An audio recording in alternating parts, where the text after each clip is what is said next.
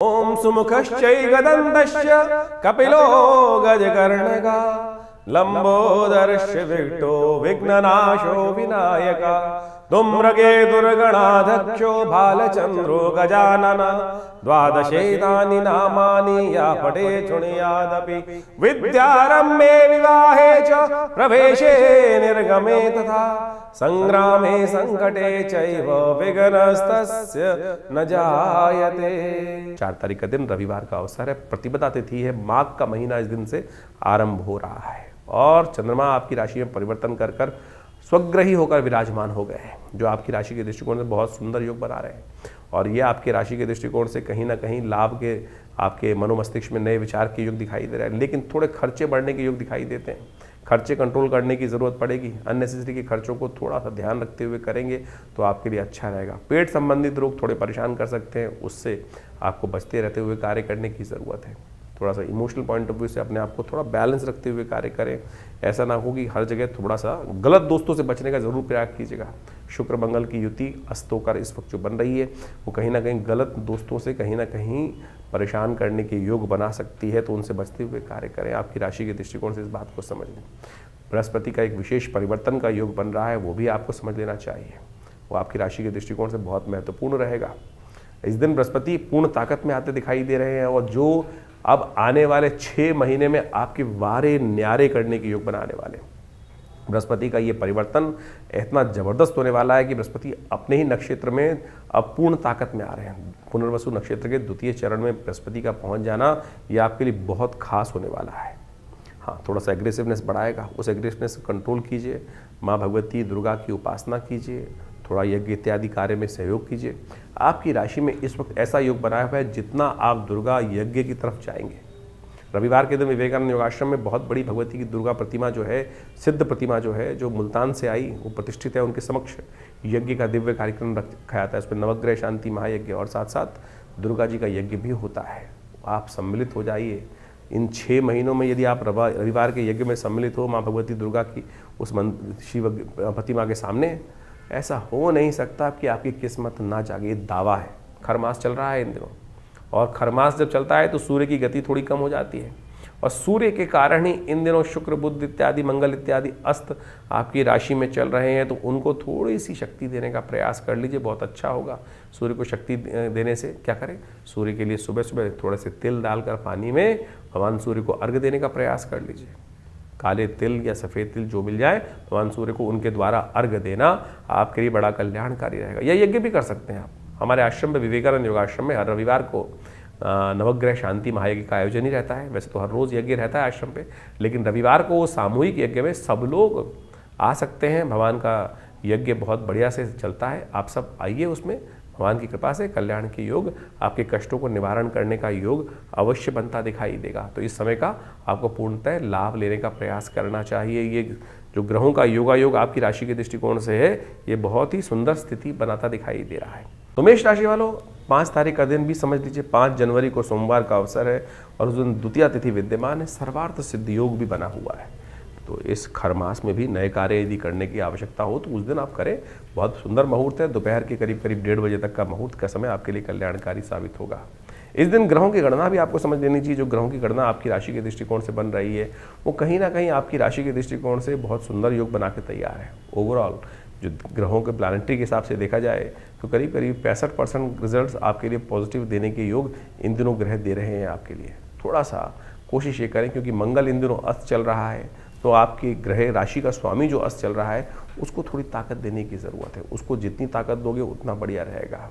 और ऐसे में सोमवार का अवसर है, थोड़ा सा मीठा दूध लेकर भगवान शंकर का अभिषेक करना आपके लिए शुभ योग बनाएगा। सुबह सुबह ये थोड़ा सा उपाय कर लीजिए, आपके लिए चीज़ें फेवरेबल होने के योग भी बनाएंगी। 6 तारीख का दिन बहुत विशेष दिन है, मंगलवार का ही दिन है, और इसमें तृतीया चतुर्थी का सुंदर योग बन गया है।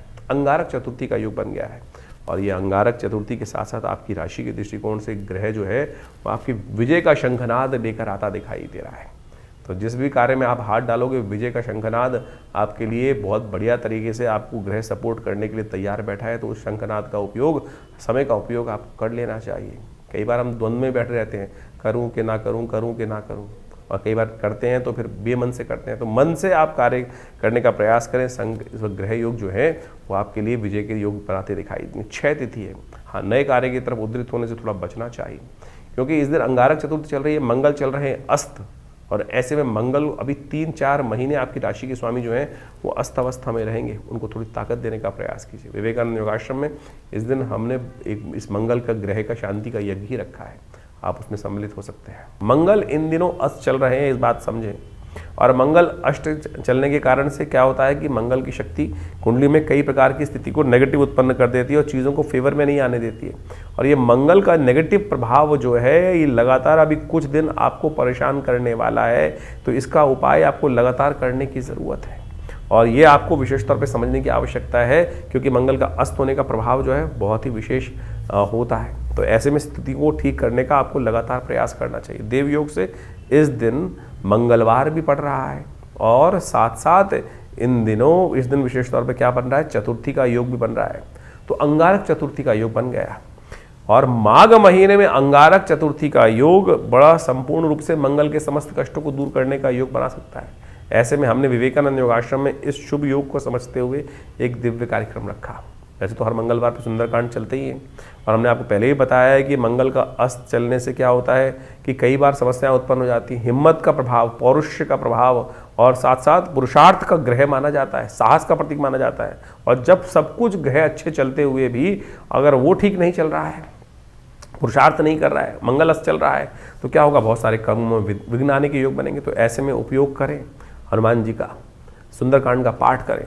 हमने लगातार प्रयास किया कि जब तक ये मंगल अस्त रहे तो हम लगातार लोगों को साथ जोड़कर सुंदरकांड का पाठ करें, हनुमान जी का यज्ञ करें, और साथ साथ मंगल ग्रह शांति महायज्ञ रखें। तो उसी श्रृंखला में 6 तारीख को विवेकानंद योगाश्रम में एक दिव्य कार्यक्रम रखा गया है, जिसमें सुंदरकांड का पाठ भी रहेगा, और साथ साथ वर्ष का पहला मंगलवार पड़ रहा है। समस्त कष्टों को दूर करने के लिए मंगलमय भगवान की प्रार्थना, हनुमान जी की प्रार्थना इस संसार में कहा गया ना। और हनुमान चालीसा में तुलसी बाबा ने लिखा है, और देवता चित्त न धरहि, हनुमत से ही सर्व सुख करहि।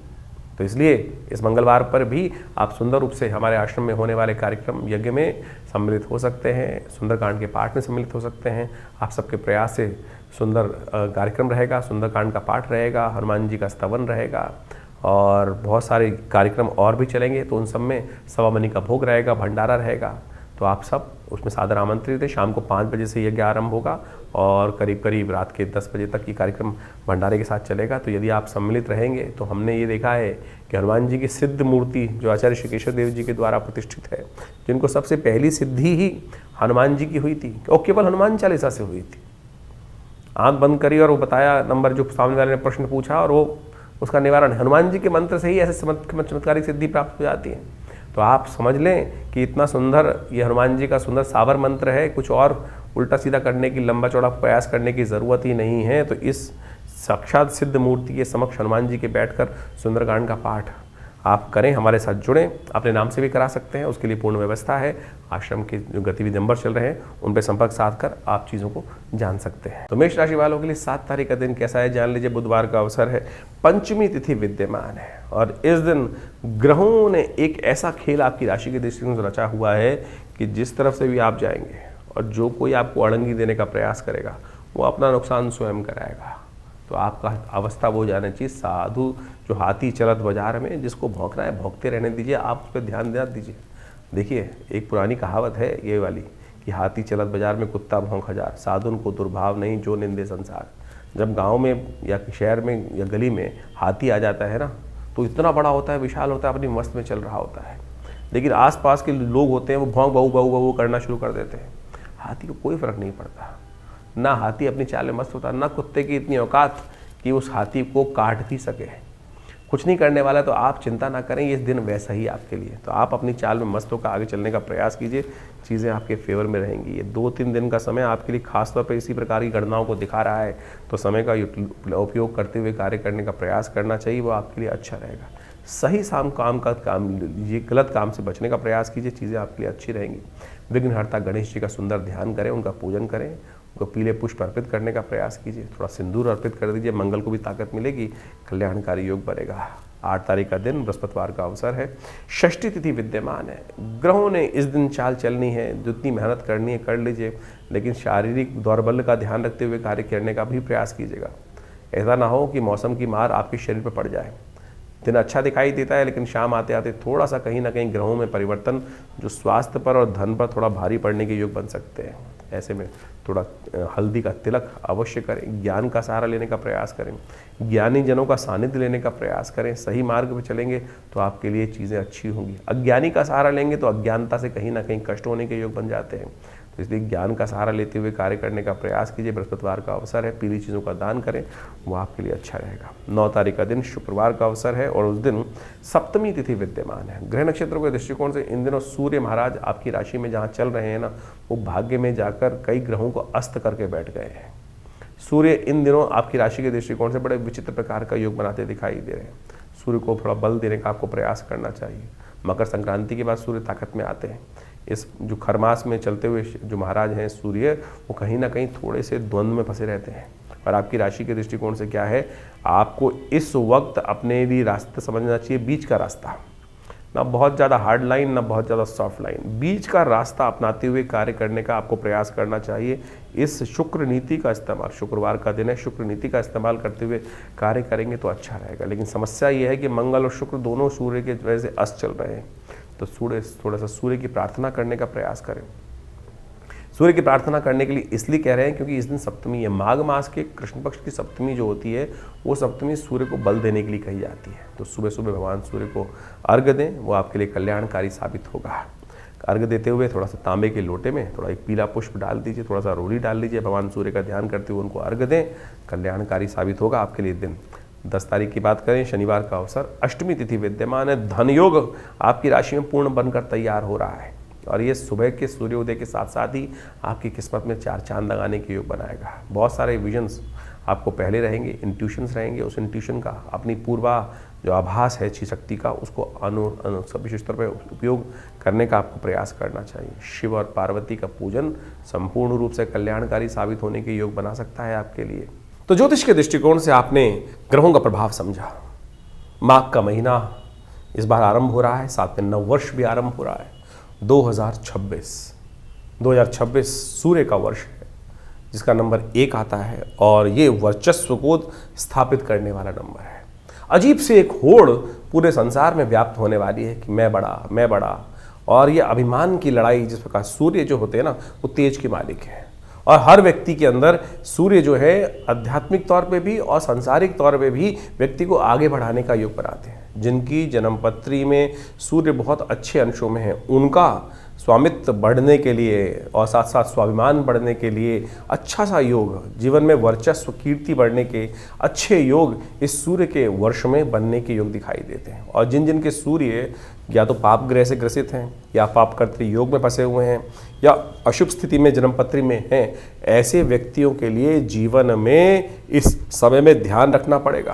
कीर्ति में दाग लगने के योग बन सकते हैं, क्योंकि सूर्य आपकी कुंडली के अनुसार से, अब ये समझें कि सूर्य आपकी कुंडली के अनुसार से ही कार्य करेगा। सूर्य में जिस प्रकार का प्रभाव है, देखिए अब गोचर के दृष्टिकोण से सूर्य तो का जो वर्ष है वो हर एक के लिए है, लेकिन अब आपका जो खेत है वो किस प्रकार का है, जिस प्रकार का बीज उसमें उत्पन्न होगा तो वैसे ही प्रभाव, बीज डलेगा वैसे ही प्रभाव उत्पन्न करेंगे। तो अब आपके जीवन में, आपकी जन्मपत्री में किस प्रकार का सूर्य कॉम्बिनेशन बना रहा है, नवांश इत्यादि में शुद्ध है कि नहीं है, कहीं पाप कर्तृ योग में फंसा हुआ है, अशुभ ग्रहों के साथ में है, तो उसका प्रभाव भी वैसा ही होने के योग दिखाई देते हैं। ऐसे में सूर्य के उपाय को आपको लगातार करते रहने का प्रयास करना चाहिए।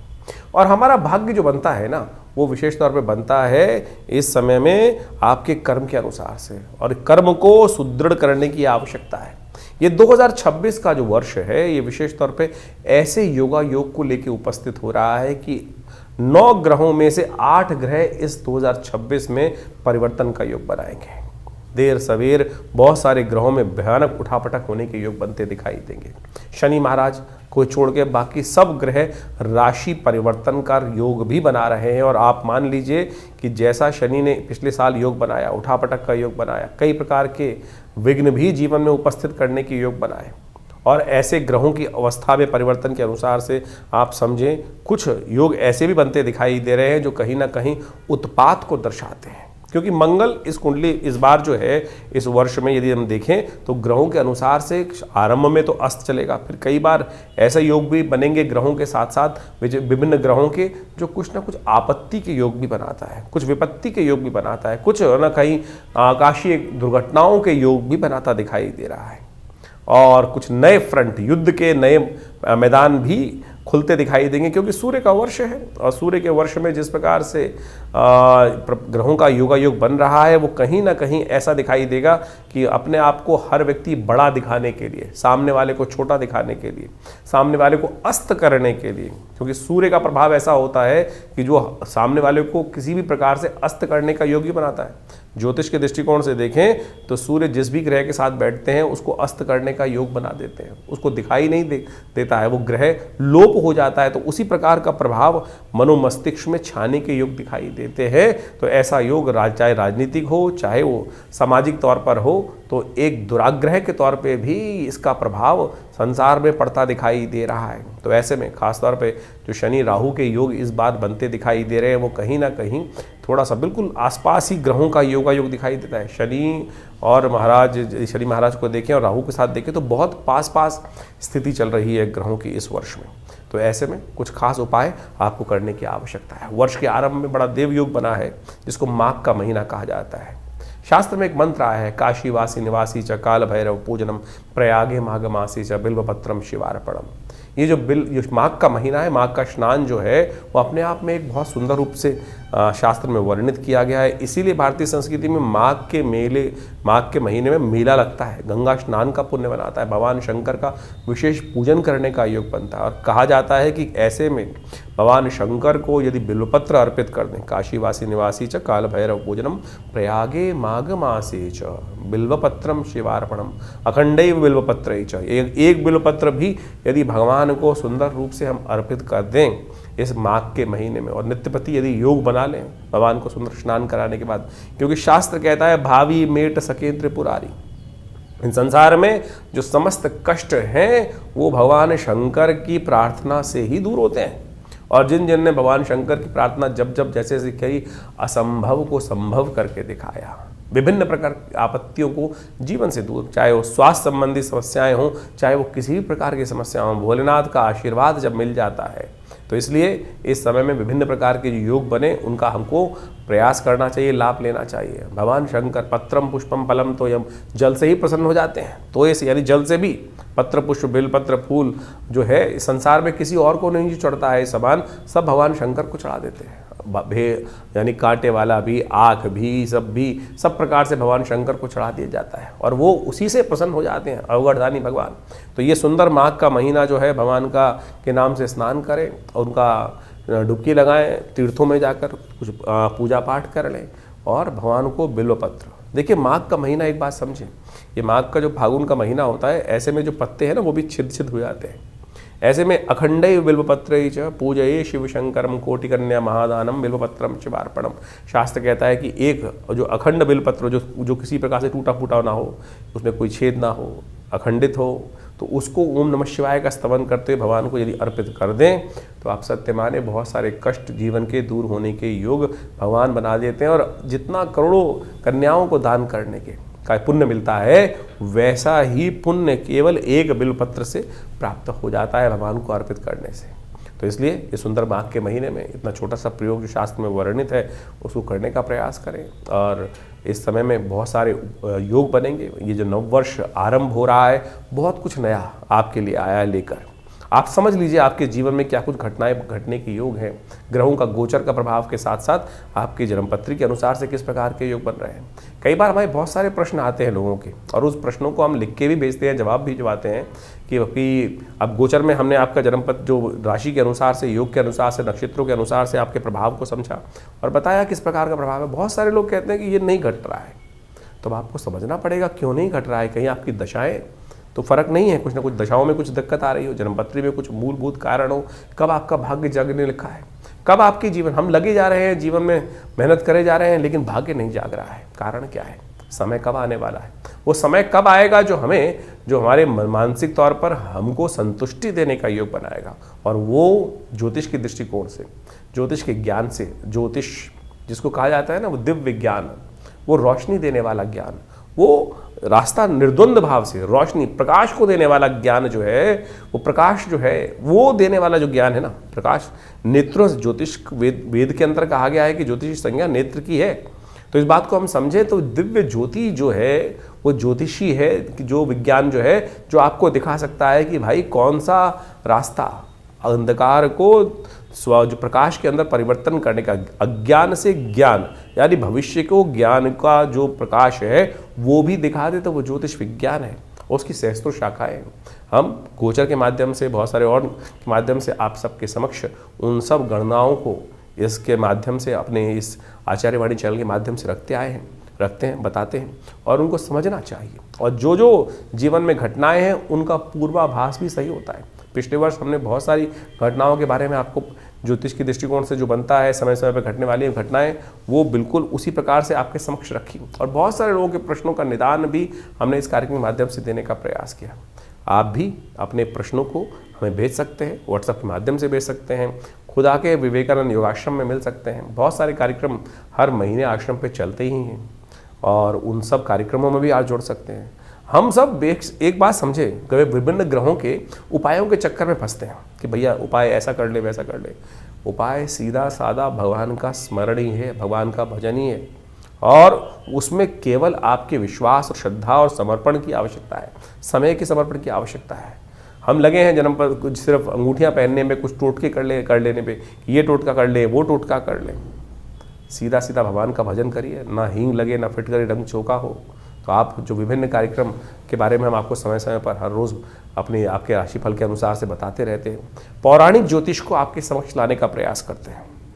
ज्योतिष एक ऐसा विषय है जो विशेष तौर पर पुराण के अनुसार से शास्त्रों में बहुत सुंदर तरीके से विद्यमान बताया गया है, और उसमें उनके जो निदान हैं, टेस्टिमनीज हैं कि क्या किया, किसके जीवन में कैसा कष्ट आया, तो उनका वर्णन जो है हमारे पुराणों में मिलता है, हमारी कथाओं में मिलता है। और उन कथाओं से ही क्या होता है कि आप जब पंचांग देखेंगे तो हर रोज़ कोई ना कोई व्रत आता है, हर व्रत की कोई ना कोई कथा है, वो किसी ना किसी पुराण में लिखी हुई है। वो कथा है क्या? वो कथा जो है वो सत्य कथन है कि उसके जीवन में कैसे कष्ट आया, उसने कौन सा व्रत किया, चाहे चतुर्थी का, चाहे एकादशी का, चाहे पूर्णिमा का, चाहे अमावस्या का, जो जो शास्त्र में वर्णित चीज़ें हैं उनको व्यक्ति ने कैसे कर ठीक किया। लाखों वर्षों से उन सब अनुभवों का जो निष्कर्ष दिया गया है वो पुराणों में दिया गया है। हम उसी को माध्यम से, वैदिक ज्योतिष के माध्यम से, उन पौराणिक कथाओं के माध्यम से, उन पौराणिक उपायों के माध्यम से आपके समक्ष हर रोज़ की गणनाओं को बताते हैं।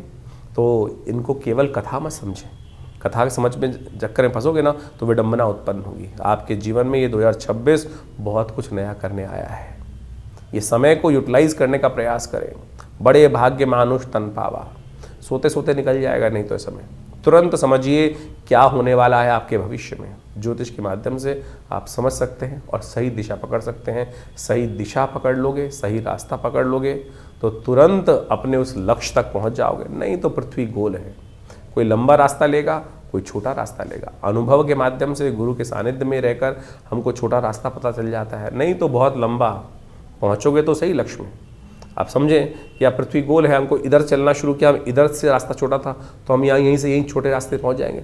नहीं तो पूरा लंबा घूमकर जिंदगी लगाकर फिर उस लक्ष्य में।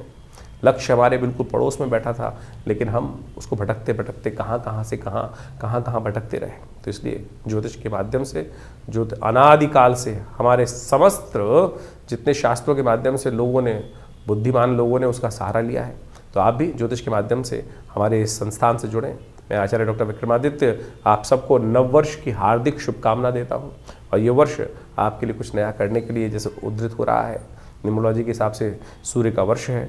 आप सबके जीवन में सूर्य के समान प्रकाश का सुंदर योग बने और संसार पर आपका वर्चस्व स्थापित हो, ऐसा भगवान की तरफ से आप सबको आशीर्वाद। धन्यवाद, नमस्कार।